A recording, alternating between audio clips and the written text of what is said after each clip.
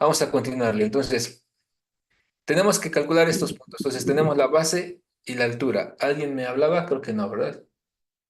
Entonces, la base y la altura, ¿sí? En una sección de concreto, pero además del concreto, pues aparece el acero de refuerzo. Si nosotros quisiéramos calcular el área de esta sección transversal, ¿sí? Diríamos que el área es igual a la base por la altura, ¿sí o no? Para cualquier sección de este tipo. Entonces, a esa precisamente es el área gruesa, cuando no identificamos que dentro de ese elemento, pues hay acero de refuerzo. Entonces le vamos a agregar A sub G, ¿sí? Área de la sección gruesa es la base por la altura.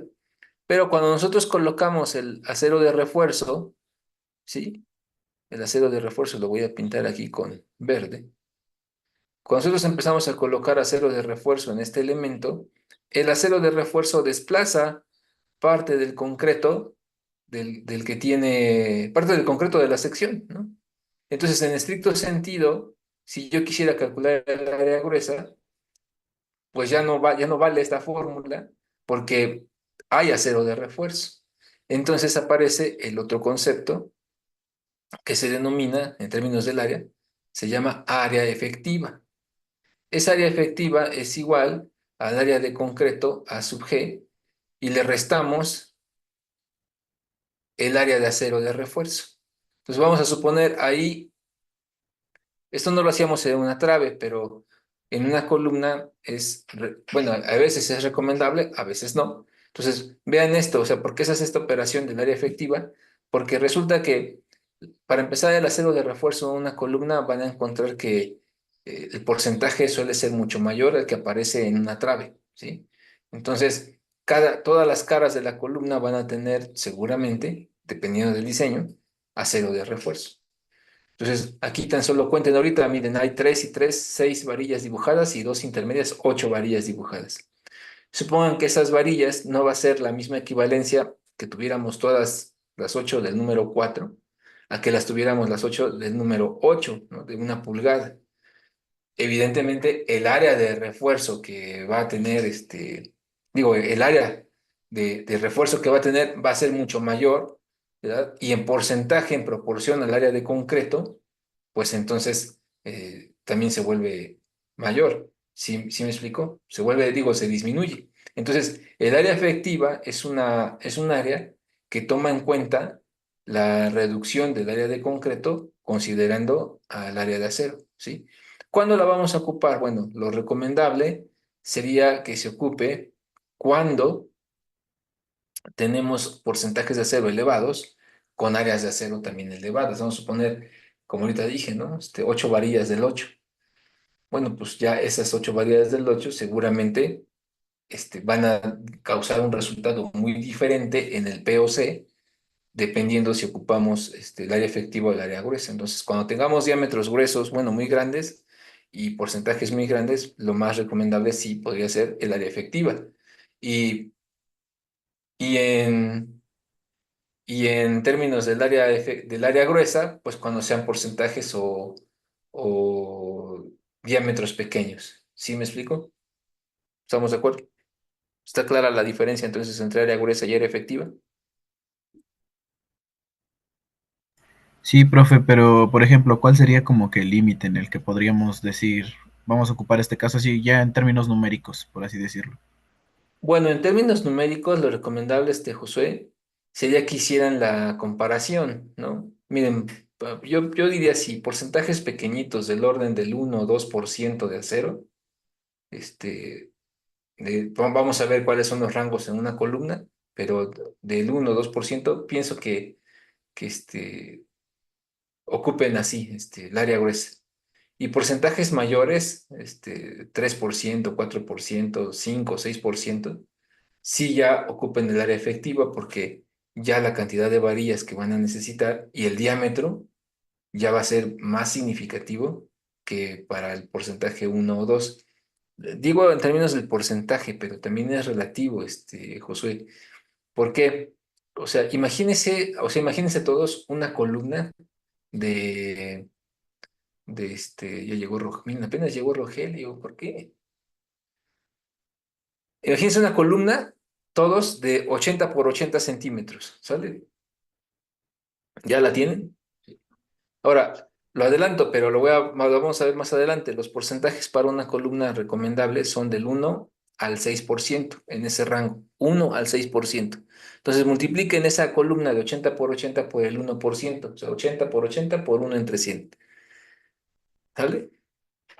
Les pide, si no me equivoco, 16 centímetros cuadrados de acero o, ¿qué son 8 por 80? Sí, ¿verdad? ¿Cuánto les pide? ¿Cuánto, Inge? Disculpe, ¿cuál es la operación? La sección, a ver, hagan el ejercicio así, 80 por 80 por el 1%.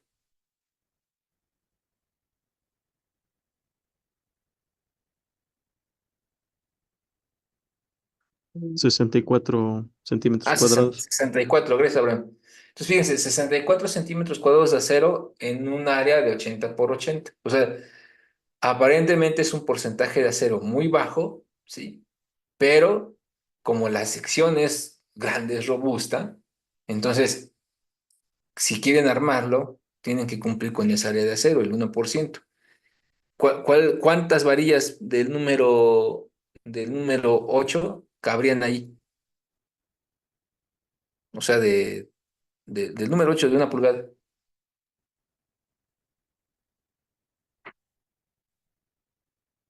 ¿En todo el área? Ajá, sí, o sea, 60,84 entre 507. 13 varillas.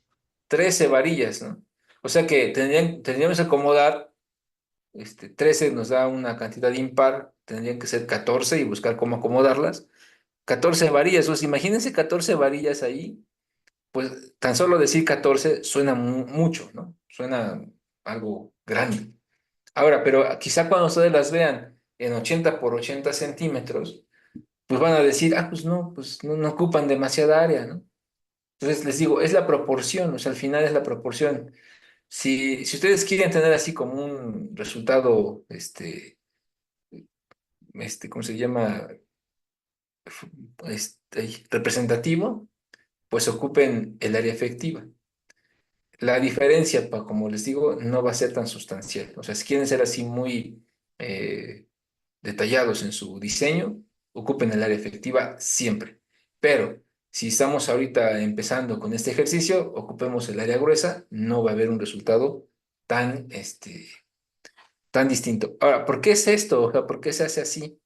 Pues porque resulta que cuando vamos a diseñar apenas una columna, no sabemos ni sus dimensiones, ni cuánto acero de refuerzo le vamos a poner, ni en qué distribución, ¿sí? Entonces, como no tenemos esos datos, no podríamos anticipar el resultado del área gruesa o del área efectiva. Por eso es que, digo, el área efectiva, ¿no? Esa no la podríamos anticipar. Entonces, por eso se vale ocupar el área gruesa. ¿Sí, sí queda claro Josué?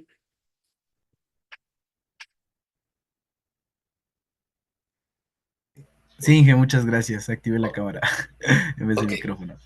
va, Josué. A ver, entonces vamos a continuarle. Hasta acá no hay duda, ¿verdad? Entonces ya les digo, podemos ocupar el efectivo, el área efectiva o el área gruesa. Ahora, vamos al punto número 4. El punto número 4 se puede calcular con la siguiente expresión. Ese le vamos a llamar P o P sub O P sub cero, como mejor les lata. P o T. Le vamos a agregar la letra T. Entonces es el punto de carga máxima, pero en tensión. ¿Sí? Entonces, fíjense aquí que si asumimos que el concreto no resiste tensiones, o las resiste pero muy bajas y por eso las ignoramos, entonces el POT, ¿a qué sería igual? ¿Cuál sería la contribución del acero, del concreto, de la sección de concreto ahí?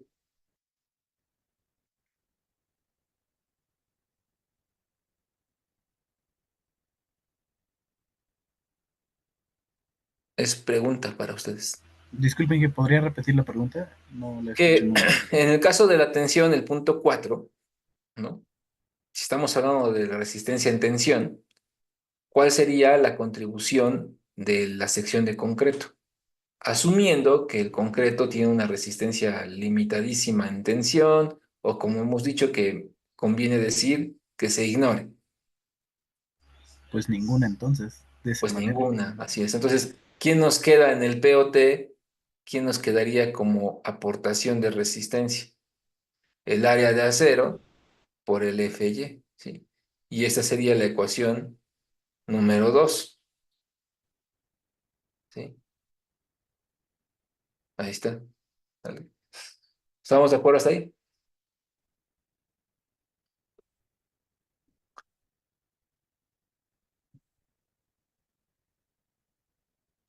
Sí, Inge. Sí, profe.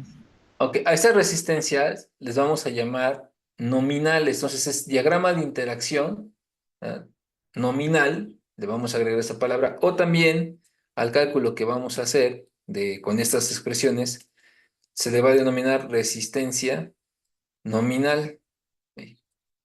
Resistencia,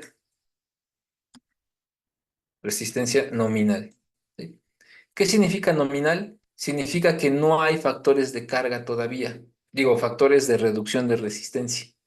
Después le aplicaremos el factor de reducción de resistencia y ya se va a llamar ahora pues resistencia de diseño o resistencia última, ¿no?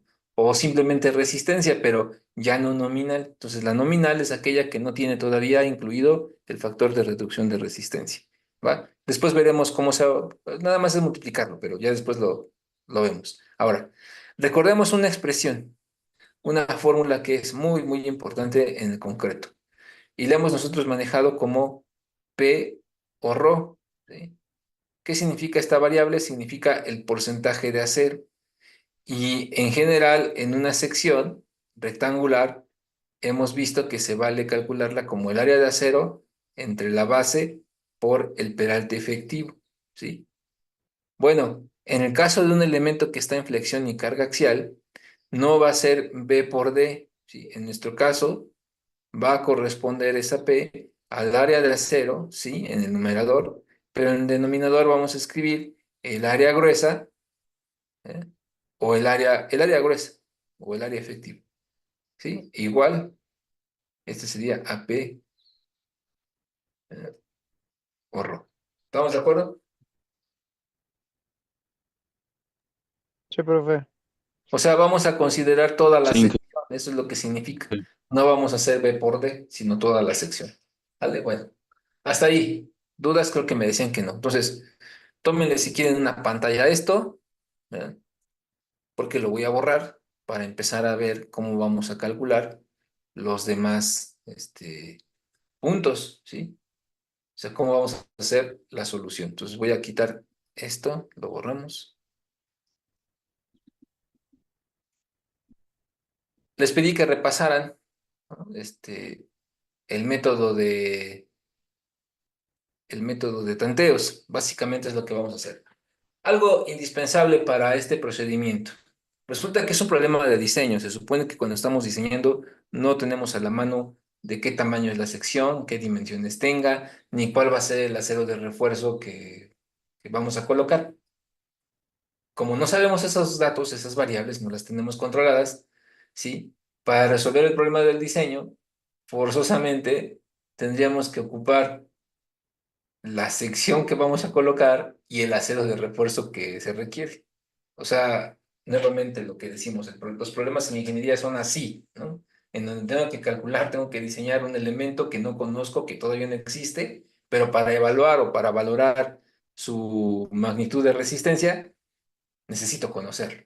¿Y eso hasta cuándo se supone que lo conocería? Pues hasta el final del proceso de diseño, no antes. Entonces, ¿qué tengo que hacer? Pues resolverlo de manera paramétrica, asumiendo algunas variables como datos para que pueda yo conocer el resultado final. Bueno, vamos a suponer en este caso que ya disponemos de una sección rectangular, en este caso cuadrada de 30 por 30 centímetros, y que tiene 8 varillas del número 5 en todas las caras distribuidas en todas las caras. Eso significa que en las dos caras, así como vemos horizontales, hay 3 varillas y en las dos caras verticales también hay 3 varillas para darnos un total de 8 varillas. Son del número 5, entonces tenemos que 8 varillas del número 5 nos suman un área de 15,84 centímetros cuadrados, que es lo que ven aquí, ¿sí? Y son 8 varillas del número 5. En este tipo de elementos necesitamos proponer aunque no necesitamos del todo hacerlo a detalle en un croquis, pero sí necesitamos proponer la separación de las varillas. Esa separación se acostumbra en el ámbito de la construcción colocarlas de manera equidistantes, a menos que el que haga el diseño indique otra separación, otra posición. Entonces, equidistante es que todas van a guardar siempre el promedio de la separación con la cantidad de varillas, ¿no? Si ustedes ven ahí, significa, pues se puede ver la cuota de 10 en color azul, pues representa que es simétrico, ¿no? Hay 10 centímetros de separación centro a centro de varillas para cada uno. Bueno. Entonces tenemos dato importantísimo, la sección transversal, los materiales, el área de acero de refuerzo. ¿Sí? Esa área de acero de refuerzo debe cumplir con porcentajes de acero mínimos y máximos que después hablaremos de ellos. Hay unas gráficas, a ver, hay unas gráficas, déjenme tomar un traguito de aquí.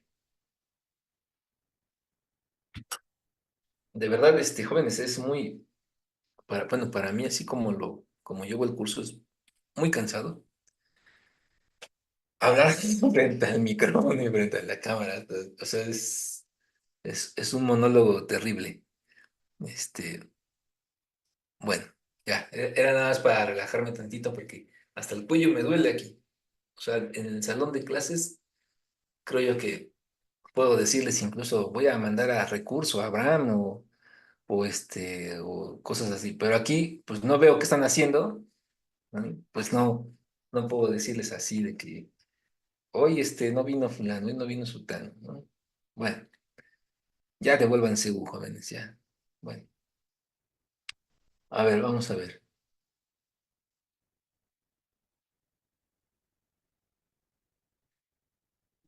Nos quedan, todavía no sale el mensajito de que ya se está acabando la sesión, ¿verdad? No. Bueno, llegaron 45 hoy, qué padre. 44 de ustedes, o sea, nos faltaron 10.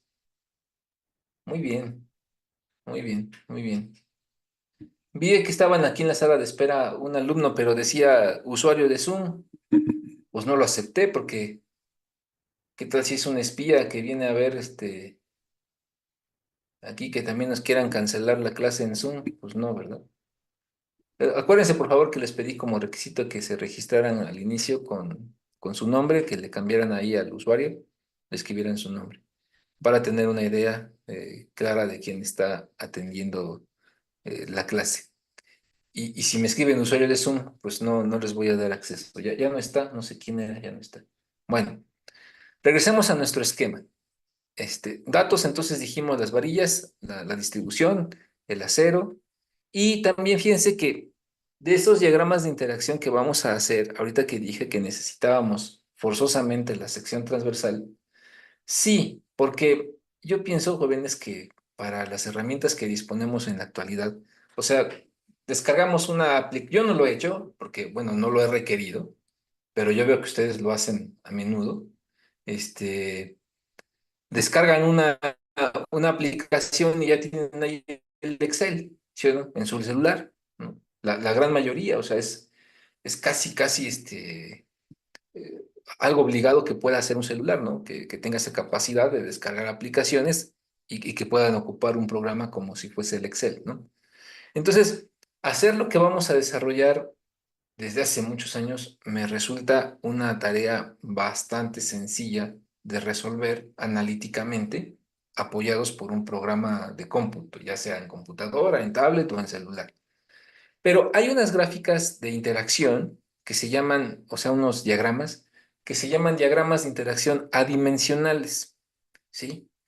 Hay algunos ingenieros que todavía lo ocupan en el ámbito profesional. Ya no he visto, no estoy seguro más de ello, pero ya no he visto que lo enseñen aquí en la facultad. Y si lo están enseñando, pues sus motivos tendrán. Pero, pero esas gráficas están muy limitadas, ¿sí? O sea, se llaman adimensionales porque no vamos a requerir, en ese caso, la ventaja que tienen es que no requerimos una geometría, ¿sí? Final, pero sí la necesitamos conocer porque parte de los datos de entrada, digamos, a esas gráficas es la geometría del acero de refuerzo.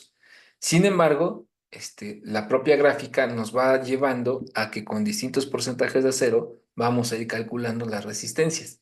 Eso es significativamente, pues, una ayuda, favorable, porque podemos tantear para este momento, para esta fuerza axial, con esta sección, ¿no? Con este F'C, con tantas varillas, podríamos decir, esta es el porcentaje de acero que requiero. Pero no hay una ecuación que lo dé, o sea, tiene que ser todo gráfico. Y ahí es donde estoy peleado con ese aspecto.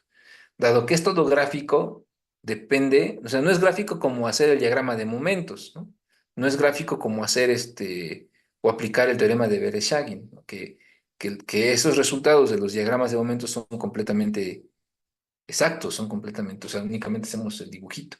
Pero en el caso de estos diagramas de interacción, como dependen de otras ecuaciones para volverlo paramétrico, pues sí va a haber una diferencia. Entonces depende de la habilidad que tenga cada uno del poder visual, ¿no? De las capacidades visuales, pues para leer la gráfica así en cada espacio.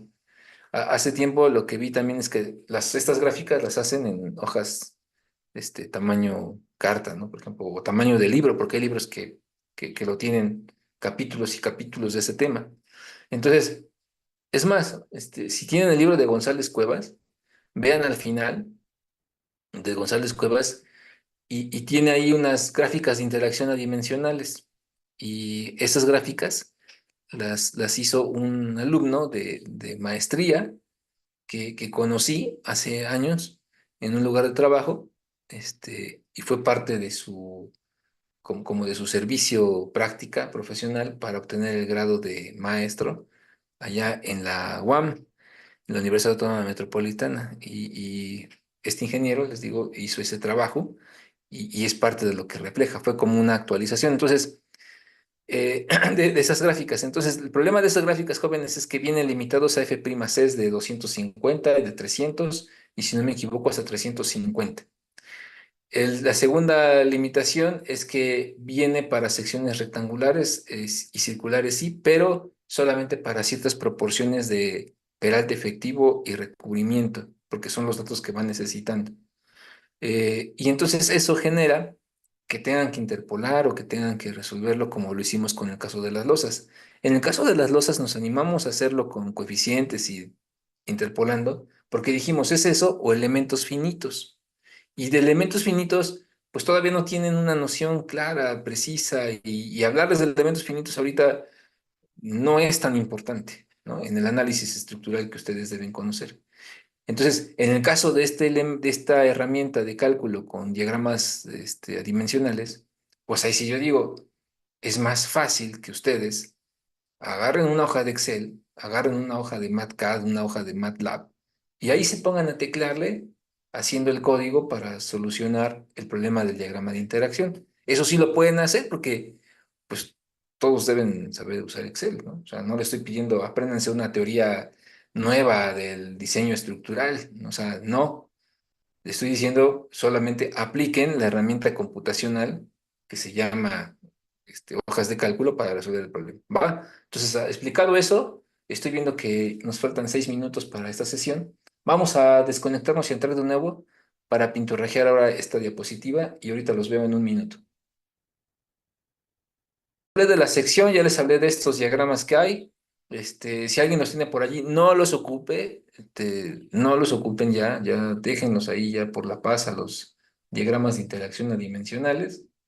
A ver si hacemos un ejercicio comparativo y les digo que depende mucho de la habilidad que tengan ustedes para leer gráficas. Y eso es lo que no me gusta, es mejor que le pongan un número y les dé el resultado inmediato. Bueno.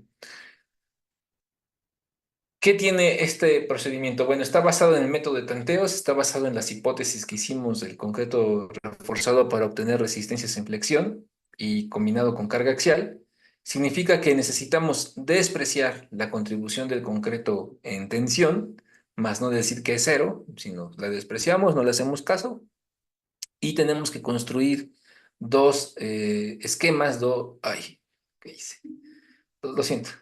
Tenemos que construir dos esquemas, dos gráficas, dos garabatillos, que se van a llamar estado de deformaciones y estado de esfuerzos, ¿sí? que son los que tienen ahorita aquí, que voy a subrayarles en este color, ¿no? El estado de formación unitaria es el que acompaña la parte de acá arriba, y el estado de esfuerzos y fuerzas, que es el que está acompañado en la parte superior de donde está este letrero, ahorita encerrado, ¿sí?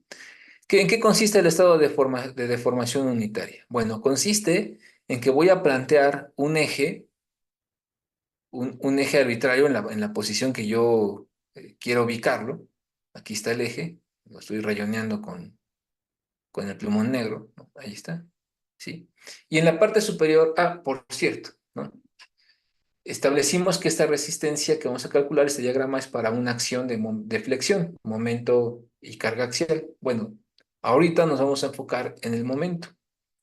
Hay en esta sección de concreto reforzado, hay dos ejes, vamos a identificar dos ejes. El que están viendo en color verde, ¿sí? Que está punteado, voy a pintarlo aquí, esta línea se va a denominar el eje centroidal. Es el que coincide con el centroide geométrico de la sección transversal.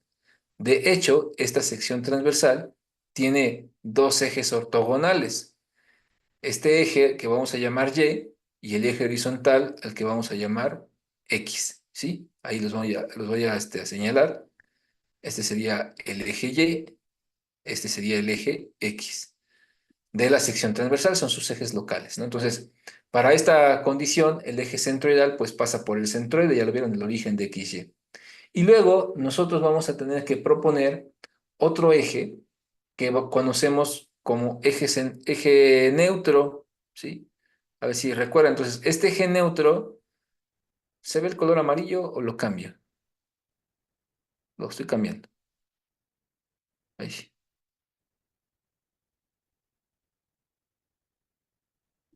¿Sí? Que vamos a llamar eje neutro. Este eje neutro, ahorita, nosotros lo vamos a proponer.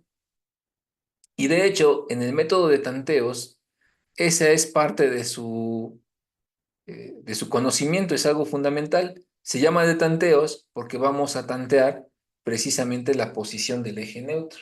O sea, vamos a pintar un valor que sea arbitrario. ¿Estamos de acuerdo hasta ahí? Va. Ese eje neutro, en este caso, en el caso de un elemento en flexión y carga axial, va a tener un rango de valores. Ese rango de valores va a quedar limitado por el recubrimiento superior y el recubrimiento inferior, ¿sí? ¿Por qué razón les digo esto como criterio? ¿Por qué razón se los explico así?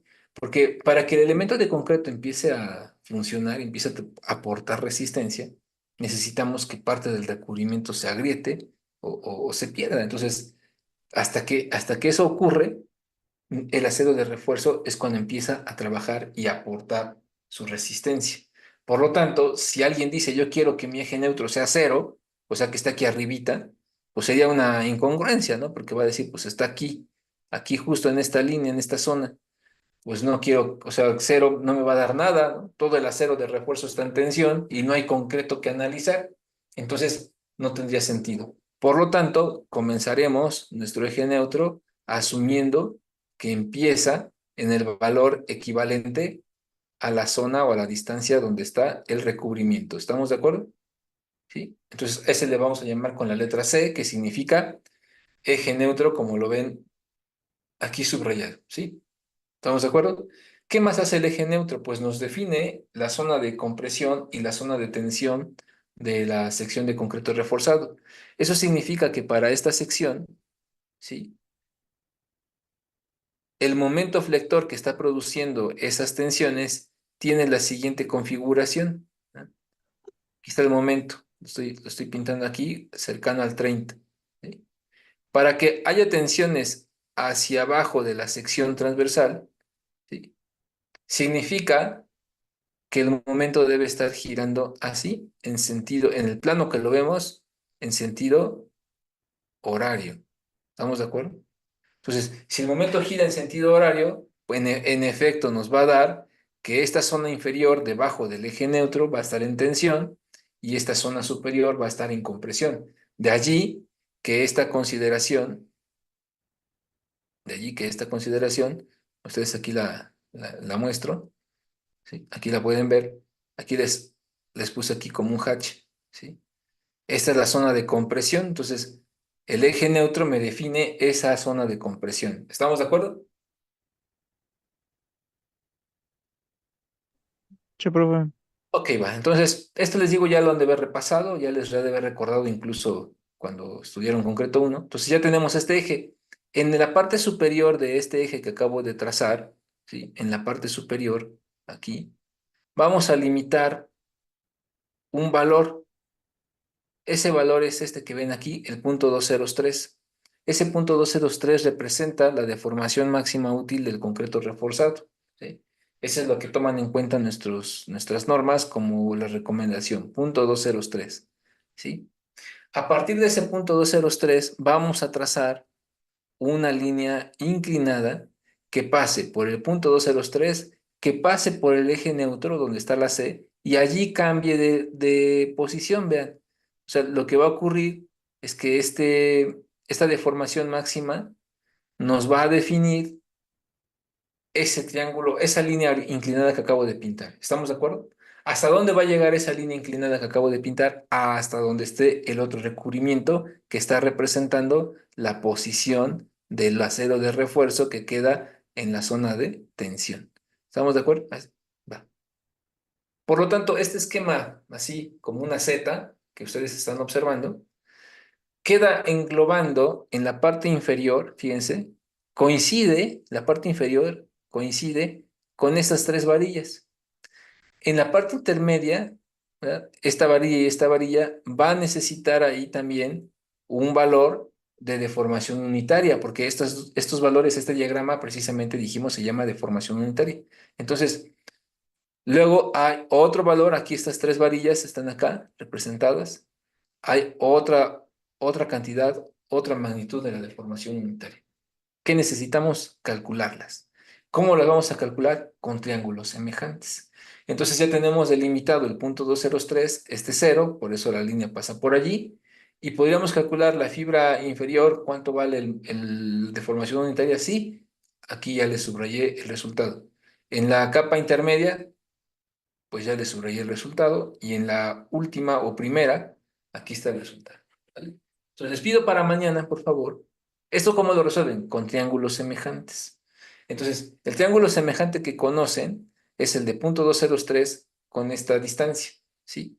Vamos a, vamos a convencerlos de que ya lo saben. Miren, vamos a cambiar de diapositiva. Bueno, es esto, ¿sí? Entonces quiero que corroboren los resultados. Punto 01113, punto 20263 y punto 20638. Aquí está el triángulo semejante que se forma para esta distribución de formaciones. Pues arriba tengo el punto 203, ¿sí? Acá arriba, punto 203, ahí está. Aquí tengo los 8 centímetros. Luego tengo los 5 centímetros, que es a donde está la primera posición de las varillas, tentativamente, ¿no? Luego 15 centímetros, que es la segunda posición para estas varillas. Ahí, para estas varillas, en la segunda posición. Y 25 centímetros para la última posición de acero de refuerzo, que corresponde a las tres varillas en la fibra más alejada. ¿Estamos de acuerdo? Entonces, esos tres valores son los que aparecen aquí: epsilon 1, epsilon 2, epsilon 1, epsilon 1, epsilon 2 y epsilon 3. ¿Sí? Y mañana vemos esto de si fluye o no fluye o qué significa. Ah, no, de una vez, tenemos un minuto. Ok. Entonces, ¿qué es lo que van a hacer? Ya una vez que calculen o corroboren estos resultados, que acabo de subrayar así todo chueco, ¿sí? Una vez que los corroboren, ese valor de deformación unitaria lo vamos a comparar con el valor de la deformación unitaria del acero de refuerzo. El acero de refuerzo tiene una deformación unitaria de 0.202, como la que ven aquí debajo. ¿Sí? Esta, 0.202. Esta es su deformación unitaria. Pasando esta deformación unitaria, vamos a suponer que tenga yo un valor de 0.206. Lo que puedo observar es que el esfuerzo de fluencia prácticamente se mantiene en el mismo rango de magnitud. O sea, si hay aquí un valor mayor, pero no valdría la pena estimarlo. ¿Por qué? Porque va a ser más laborioso estimarlo que dejar el FY como si fuese un valor constante.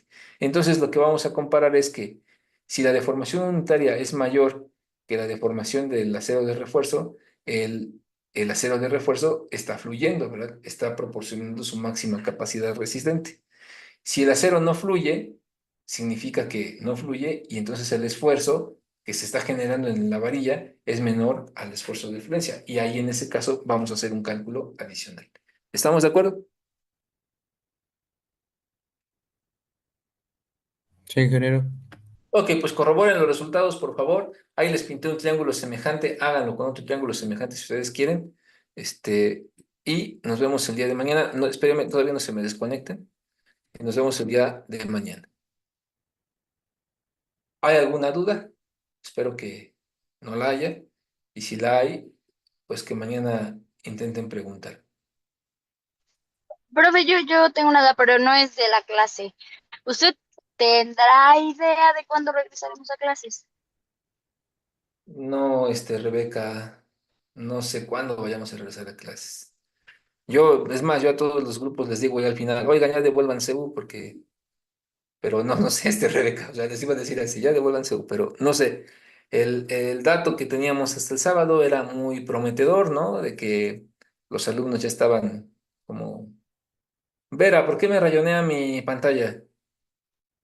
De que ya íbamos a regresar a clases, pero pues resulta que ya no se ¿cómo se dice? Ya no se prestaron a la negociación los alumnos, no sé, había ahí unas versiones como, no sé si era desinformación, por eso sí es muy importante que atiendan lo que aparezca en la página oficial de la facultad o o de la universidad misma, porque sí he estado viendo luego algunas páginas que están surgiendo por allí donde dicen, administración ya regresó, computación también, y matemáticas no quiere, y así, pero no es algo que uno pueda corroborar, entonces mejor esperen a las indicaciones oficiales, pero no sabemos, Rebeca, hasta cuándo se prolongue este formato virtual. Espero que no sea demasiado tiempo, ¿no? Esperemos, profe. Esperemos, ¿no? Yo apelo a que todos ustedes, como que les decía, creo que a ustedes, ¿no? Que hacer de la universidad, pues es el conocimiento, la cultura, el deporte, todo esto que va en ese sentido, está muy bien manifestarse, está muy bien todo esto, pero siento que algunas de sus inquietudes ya existen los canales como para expresar y pedir alguna solución.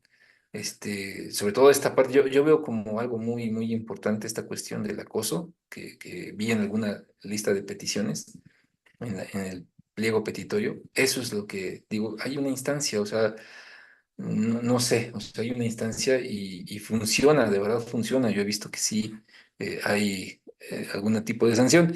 Ya a lo mejor lo que luego vi que los de ingeniería pedían como muy puntual, híjole, yo creo que eso no está ni siquiera en las manos de la dirección, ¿no? Este, de que querían más infraestructura y que cosas por el estilo, lo que nos comentaba Isla, lo de los baños y eso, pues hay cosas que igual y a lo mejor no están allí en las manos de allí. Sí, sí tiene que ser la rectora, pero pues bueno, esperemos que se solucione pronto, jóvenes. Nos estamos viendo mañana. Hagan este resultado porque lo vamos a ocupar para poder pasarnos al estado de esfuerzos, ¿vale? Mañana estudiamos el estado de esfuerzos. Nos vemos mañana. Gracias. Gracias, profe. Buen día. Hasta luego.